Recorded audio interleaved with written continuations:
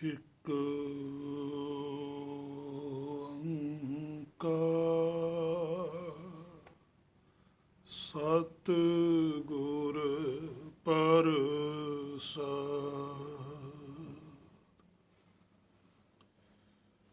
ਵਿਸਰ ਨਾਹੀ ਦਾਤਾਰ ਆਪਣਾ ਨਾਮ ਦੇਹੋ। ਗੁਣੀ ਗਾਵਾਂ ਦਿਨ ਰਾਤ ਨਾਨਕ ਚਾਉ ਇਹੋ।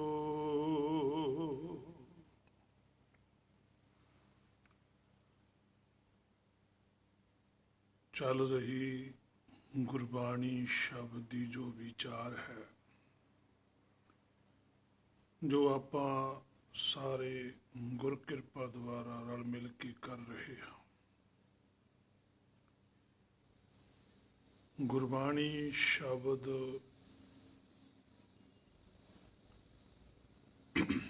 ਜੋ ਕੱਲ ਵਿਆਖਿਆ ਕੀਤੀ ਗਈ ਸੀ, ਚੁੱਪੈ ਚੁੱਪ ਨਾ ਹੋਵਈ ਜੇ ਲਾਏ ਰਹਾ ਲਿਵਤਾਰ। ਸੋ ਉਸ ਤੋਂ ਅਗਲਾ ਵਚਨ ਹੈ ਜੋ ਸਾਹਿਬ ਦਾ, ਭੁੱਖਿਆਂ ਭੁੱਖ ਨਾ ਉਤਰੀ ਜੇ ਬੰਨਾ ਪੁਰੀਆਂ ਭਾਰ। ਅਸਲ ਵਿੱਚ ਕੁਛ ਪਾਤਸ਼ਾਹ ਉਹਨਾਂ ਮੱਤਾਂ ਨੂੰ ਵੀ ਸ਼ੁੱਧ ਕਰਨਾ ਚਾਹੁੰਦੇ ਹਨ, ਜਿਹੜੀਆਂ ਮੱਤਾਂ ਸਰੀਰਕ ਤੌਰ ਤੇ ਹੀ ਧਰਮ ਨੂੰ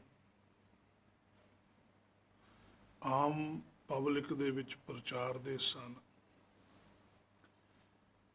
ਉਹਨਾਂ ਨੂੰ ਹੀ ਸਹੀ ਧਰਮ ਦੀ ਸ਼ੁੱਧ ਜਾਣਕਾਰੀ ਸਾਹਿਬ ਨੇ ਦਿੱਤੀ, ਕਿਉਂਕਿ ਜਿਹੜਾ ਮਨੁੱਖਾ ਤਨ ਹੈ, ਇਹਦੇ ਅੰਦਰ ਧਰਮ ਕਮਾਇਆ ਜਾਂਦਾ ਹੈ। ਇਹ ਲਾਸਟ ਪੌੜੀ ਹੈ, ਇਸ ਤੋਂ ਅੱਗੇ ਸੱਚਖੰਡ ਹੈ। ਜੇ ਹੁਕਮ ਵਾਹ ਆਪਣੇ ਮੂਲ ਨੂੰ ਨਹੀਂ ਜਾਣਿਆ,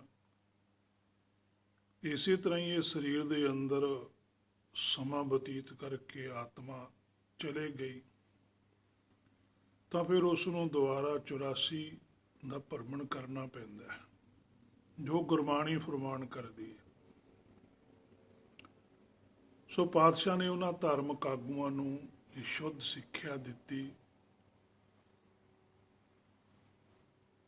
ਜਿਨ੍ਹਾਂ ਦੇ ਵਿੱਚੋਂ ਕਈ ਮੱਤਾਂ ਦੇ ਲੋਕ ਸਨ ਜੋ ਸੁੱਚਮ ਤੇ ਬਹੁਤ ਜ਼ੋਰ ਦਿੰਦੇ ਸੀ, ਬਾਹਰਲੇ ਸਰੀਰ ਦੀ, ਤੇ ਜਾਂ ਫਿਰ ਬਾਹਰਲੇ ਹੀ ਸਰੀਰ ਨੂੰ ਚੁੱਪ ਕਰਾਉਣ ਦੇ ਲਈ ਧਰਮ ਮੰਨਦੇ ਸਨ। ਸੋ ਪਾਤਸ਼ਾਹ ਨੇ ਉਹਨਾਂ ਨੂੰ ਸਮਝਾਇਆ ਕਿ ਬਾਹਰਲੇ ਸਰੀਰ ਦੀ ਸੁੱਚਮ ਨਹੀਂ ਹੁੰਦੀ, ਬਾਹਰਲੇ ਸਰੀਰ ਦੀ ਸਫਾਈ ਹੁੰਦੀ ਹੈ ਔਰ ਉਹ ਬਹੁਤ ਜ਼ਰੂਰੀ ਹੈ, ਪਰ ਸੁੱਚਮ ਆਤਮਾ ਦੀ ਜ਼ਰੂਰੀ ਹੈ। ਇਸੇ ਤਰ੍ਹਾਂ ਹੀ ਚੁੱਪ ਮਨ ਕਰਾਉਣਾ, ਨਾ ਕਿ ਸਰੀਰ ਕਰਕੇ ਚੁੱਪ ਕਰਨਾ ਜ਼ਰੂਰੀ ਹੈ। ਉਸ ਤੋਂ ਅਗਲਾ ਬਚਨ ਹੈ ਪਾਤਸ਼ਾਹ ਦਾ, ਭੁੱਖਿਆਂ ਭੁੱਖ ਨਾ ਉਤਰੀ ਜੇ ਬੰਨਾ ਪੁਰੀਆਂ ਭਾਰ। ਕਈਆਂ ਨੇ ਇਹੀ ਧਰਮ ਮੰਨਿਆ ਹੋਇਆ ਸੀ ਵੀ ਭੁੱਖੇ ਹੀ ਰਹਿਣਾ, ਖਾਣਾ ਹੀ ਨਹੀਂ ਕੁਛ ਵੀ, ਜੇ ਆਪ ਮਿਲ ਗਿਆ ਤਾਂ ਖਾ ਲਿਆ, ਮੰਗਣਾ ਨਹੀਂ ਕੁਛ ਵੀ ਖਾਣ ਵਾਸਤੇ, ਜੰਗਲਾਂ ਵਿੱਚ ਰਹਿਣਾ, ਫਲ ਪੱਤੇ ਖਾ ਲੈਣੇ। ਉਹ ਇਸੇ ਨੂੰ ਹੀ ਧਰਮ ਦੀ ਪ੍ਰਾਪਤੀ ਸਮਝਦੇ ਸਨ। ਸੋ ਪਾਤਸ਼ਾਹ ਨੇ ਉਹਨਾਂ ਨੂੰ ਵੀ ਇਹ ਸੁਮਤ ਦਿੱਤੀ ਕਿ ਜਿਹੜੀ ਮਨ ਦੀ ਭੁੱਖ ਹੁੰਦੀ ਹੈ, ਜਿਹੜਾ ਬਾਹਰਲਾ ਸਰੀਰ ਹੈ, ਇਹਦੀ ਭੁੱਖ ਨਹੀਂ ਹੁੰਦੀ, ਇਹਦੀ ਲੋੜ ਹੁੰਦੀ ਹੈ। ਭੁੱਖ ਰੱਖਣੀ ਹੈ, ਸਾਚੇ ਨਾਮ ਕੀ ਲਾਗੈ ਭੂਖ, ਉਹ ਅਸਲੀ ਭੁੱਖ ਹੈ। ਸੋ ਕਈਆਂ ਨੇ ਇਹ ਧਰਮ ਬਣਾਇਆ ਹੋਇਆ ਸੀ ਵੀ ਜਿੰਨਾ ਮਰਜ਼ੀ ਖਾਈ ਚੱਲੋ, ਖਾਣ ਪੀਣ ਵਾਸਤੇ ਹੀ ਆਏ ਆ। ਜਿਵੇਂ ਆਪਾਂ ਆਮ ਕਹਿ ਦੇਣਾ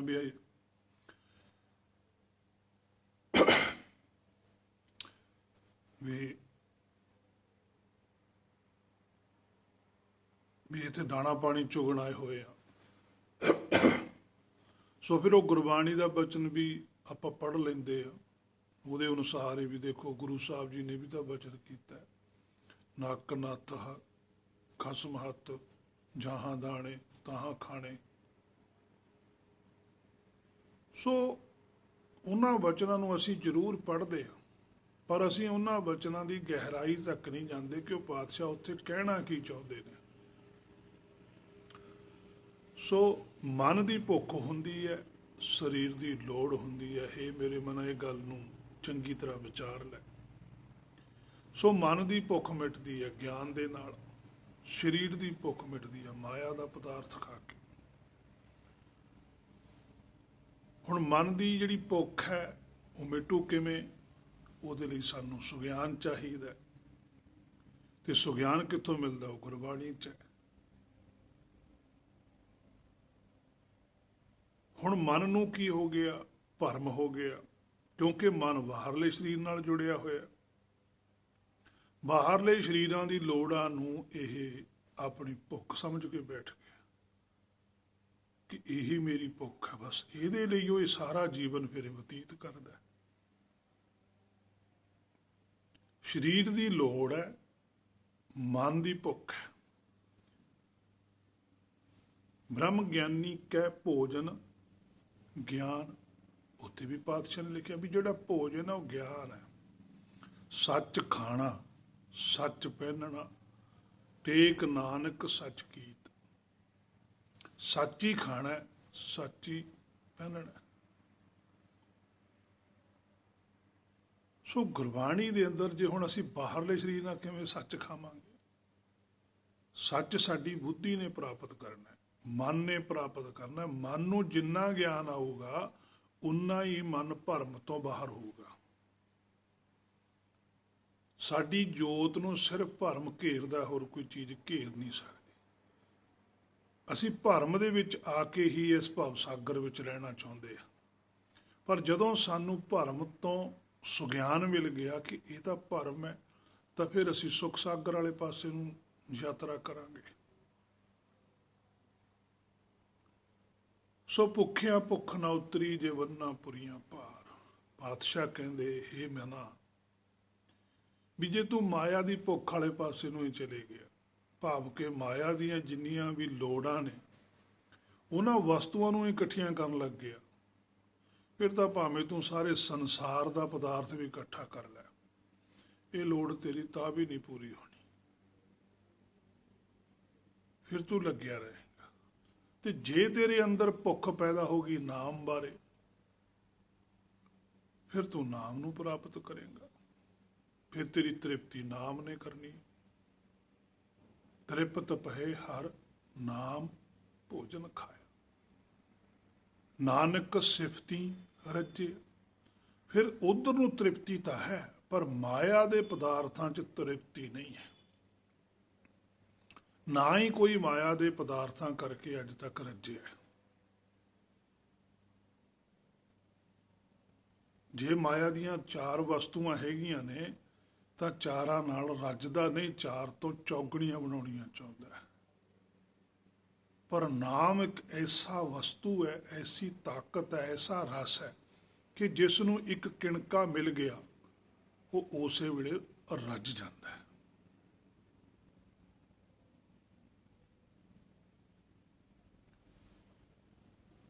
ਸੋ ਜਿੰਨੀਆਂ ਸਾਡੇ ਅੰਦਰ ਵਾਹੇ ਮੇਰੇ ਮਨਾ ਤੇਰੇ ਅੰਦਰ ਮਾਇਆ ਦੀਆਂ ਲੋੜਾਂ ਨੇ, ਉਹ ਲੋੜਾਂ ਨਾਲ ਨੂੰ ਤੂੰ ਭੁੱਖ ਸਮਝ ਲਿਆ, ਤੇ ਉਹਦੇ ਨਾਲ ਫਿਰ ਤ੍ਰਿਪਤੀ ਨਹੀਂ ਹੋਵੇਗੀ।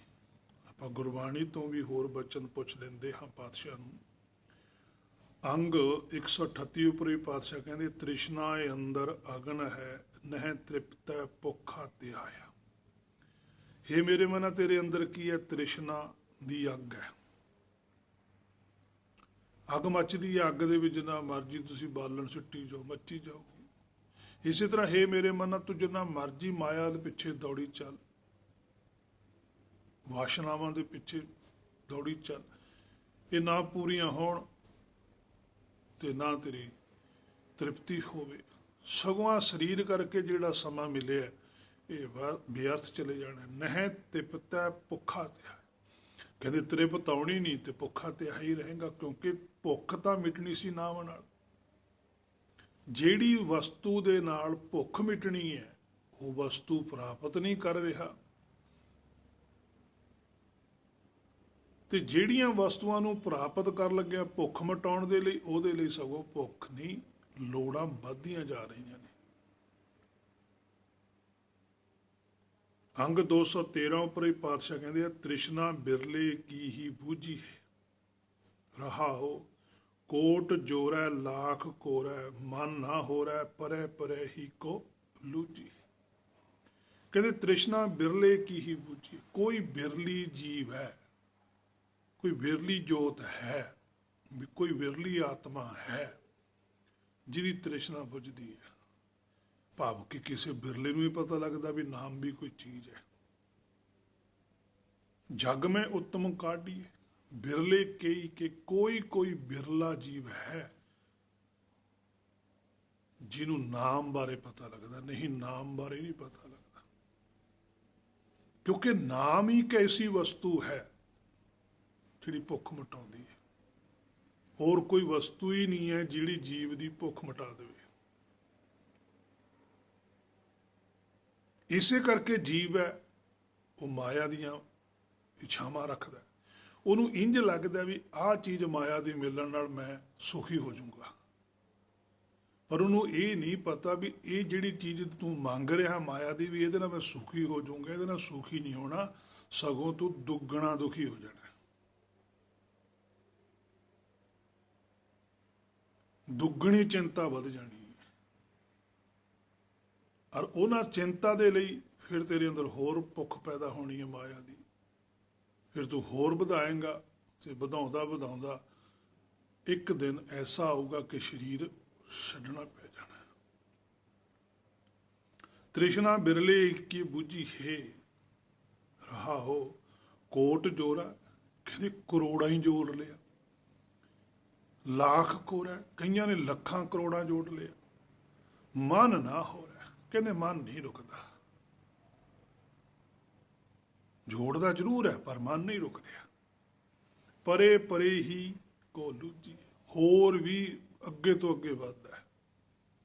ਦੇ ਦੇ ਮੰਗੈ ਸੈਸਾ ਗੂਣਾ, ਸੋਭ ਕਰੇ ਸੰਸਾਰ। ਫਿਰ ਮਾਇਆ ਪ੍ਰਾਪਤ ਕਰਕੇ ਮਾਇਆ ਚੋਂ ਹੀ ਦਾਤਾ ਬਣ ਕੇ ਲੋਕਾਂ ਨੂੰ ਮਾਇਆ ਦੇ ਕੇ ਵੀ ਕਹਿੰਦਾ ਵੀ ਮੇਰੇ ਜਿੱਡਾ ਦਾਤਾ ਕੋਈ ਨਹੀਂ ਹੈ। ਫਿਰ ਖੁਦ ਰੱਬ ਬਣ ਜਾਂਦਾ ਹੈ, ਰੱਬ ਵਾਲੀ ਫੀਲਿੰਗ ਲੈਣ ਲੱਗ ਜਾਂਦਾ ਕਿ ਮੈਂ ਹੀ ਹਾਂ, ਮੈਂ ਸਭ ਨੂੰ ਪਾਲ ਰਿਹਾ। ਕਿੱਡਾ ਭਰਮ ਪੈਦਾ ਹੋ ਜਾਂਦਾ ਹੈ।